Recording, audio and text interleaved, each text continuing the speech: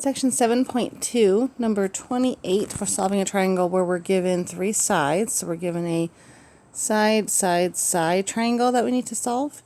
So we have side A equals 282 feet, and side, whoops, that's an angle, lowercase b is 129 feet, and side C is 300 feet. I always like to draw the triangle. I don't know why, but I do. So I'll draw it here, and looks like the longest side. This is not to scale, obviously, but I'm just gonna kind of pick what looks like the longest. And side, side, side, I need to use the law of sines since I do not have enough information in it to do a law of cosines. So I have pulled out the law of sines from my notes here, and I also have my cheat sheet here just to remind me the steps I need to do for side, side, side, which is the bottom here. So I'm gonna trim this. So I'm just looking at side, side, side rules. So with the side, side, side triangle, I start with the law of cosines to find the largest angle. Why do I start with the largest angle? Why can't I just pick any angle? I start with the largest angle to avoid that ambiguous case. Actually, I have a clip from the text about that. So with both our side, side, side and side angle side, we choose that angle carefully to avoid the ambiguous case where we have an obtuse triangle. So we have to avoid it on this step where we're doing law of sines to avoid the ambiguous case. So if this is an obtuse triangle, then it must be that largest angle that's obtuse. So when I choose my angle, I'm on side, side, side, I start with the largest angle because I have three angles to choose from. So I can't just choose the smallest one and know the other one would be obtuse if any of them are obtuse, because there's two other angles. So if I have three angles, in order to avoid getting an obtuse angle on step 2 with the law of sines, I'm going to choose the largest angle to start with when I'm doing law of cosines, because I don't care if I have an obtuse angle with law of cosines. It's when I get to law of sines, I want to make sure when I do that law of sines step, I do not have an obtuse angle. So that said, I will start with my law of cosines, find the largest angle. Remember, with law of cosines, our unknown is either the first row or the last row. In this case, actually, I don't have labels on this. So across from our 282, we have side angle A. That's side A. Side B is 129, so that's angle B. And side C is 300, so across from that, we have angle C. So our largest angle is C. So I will choose this guy right here. And our unknown is that angle C at the end. So our C squared equals A squared, so that's 282 feet squared,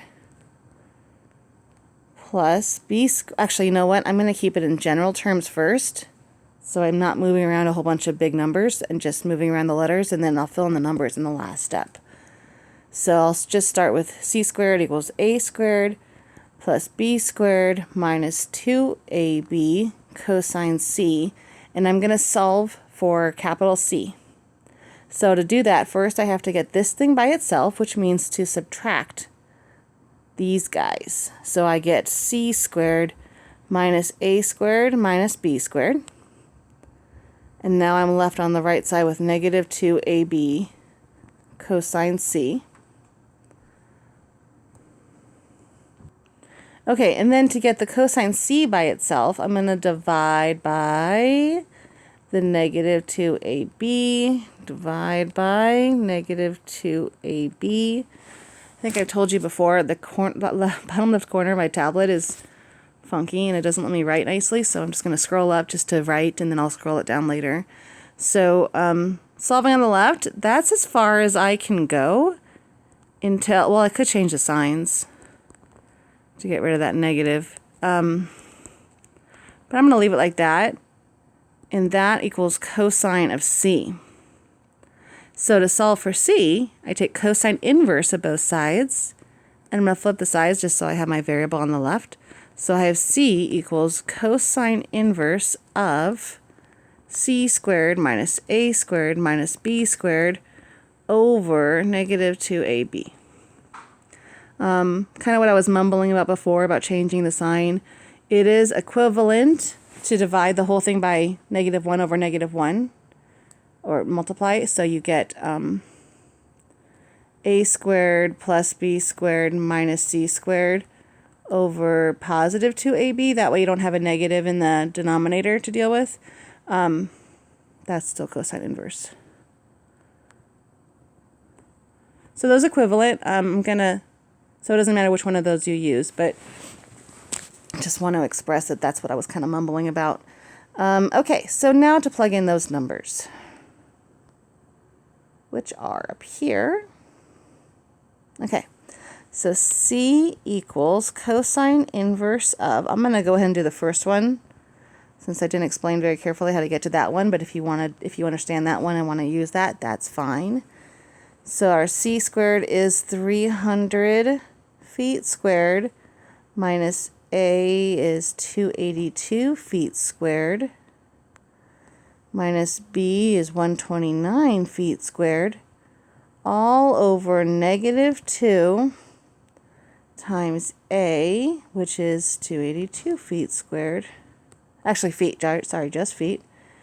And b is 129 feet. And notice I get, in the numerator, I get feet squared. In the denominator, I get feet squared. So my feet squareds cancel. And I just have the cosine inverse of a ratio to get a degree out. Okay, so now I need to plug and chug this into a calculator.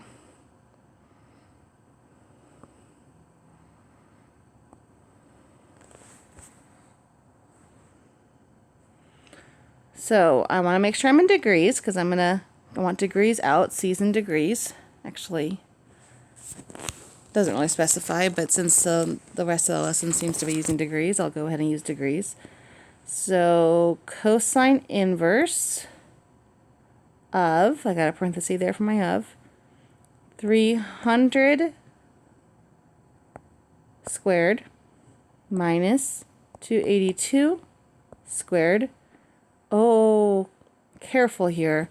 I realized that in the numerator of this fraction, I have subtraction and addition, not just multiplication and division. So I need to put a parenthesis around the numerator to specify to do that subtraction before you divide. So I'll put an extra parenthesis in there. So I have the whole numerator in a parenthesis. And then close that numerator parenthesis.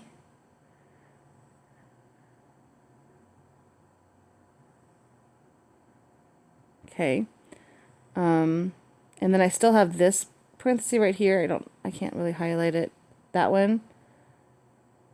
The left of my cursor there. That one's the parenthesis that goes around the entire fraction.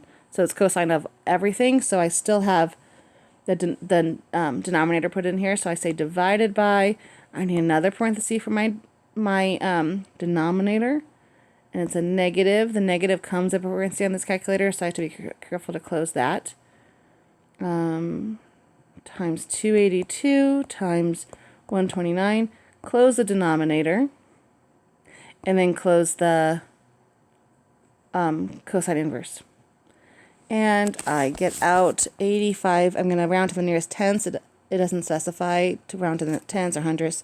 So I'll just round to the nearest tenths, and I get 85.1 degrees.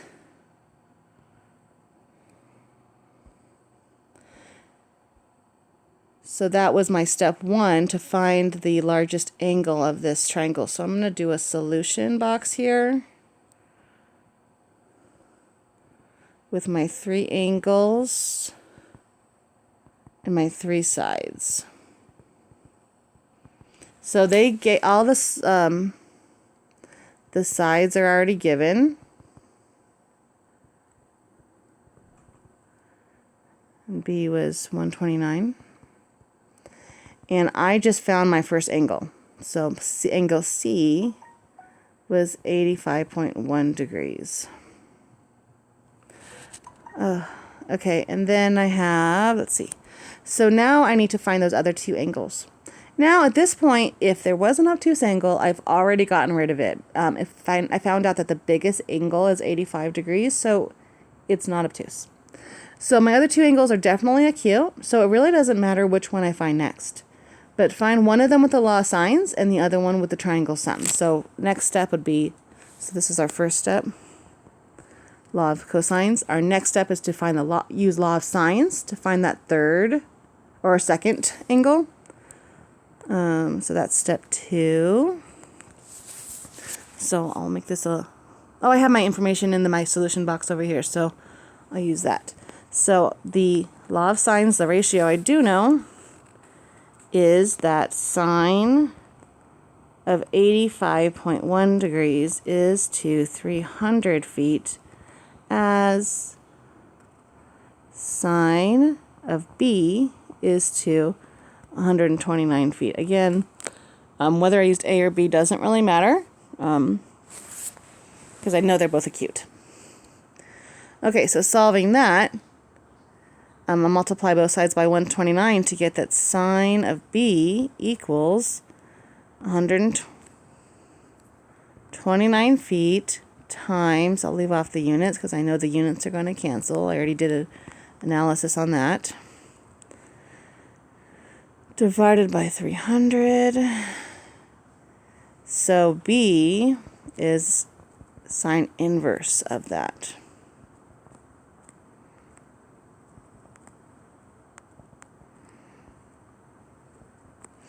Time to get my handy dandy calculator out. Again, we will be using our calculator a lot on this exam, so that's what it is. 129 times sine of 85.1 degrees, make sure you're in degrees, divided by 300. You may notice that I did not use parentheses around the numerator on this one, and that's because the numerator is just multiplication. So it wouldn't really matter if the 129 was in front of the fraction or in the numerator. It's still the same process. I had to use the parentheses around the numerator on big C, the angle C, because I had subtraction in the numerator. So when I just have multiplication and division to deal with, I don't have to worry about that. So I get, whoops, did I do sine inverse? Yes, I did. Okay, great. So my angle is 25 round to the nearest tenths, 4.4 degrees. And then the last angle is using the triangle sum. So I'm going to plug that in. I got my 25.4 degrees. So that means angle A, and my last step is to use that triangle sum to find that last angle, is going to be 180 degrees minus the other two. And feel free to use your calculator on that since we got our calculators out anyway.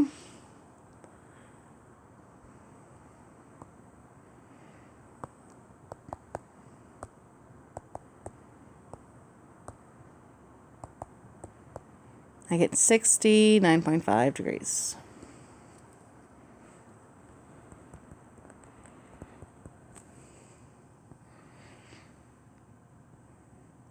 And then add that to my solution box, and that is my final answer.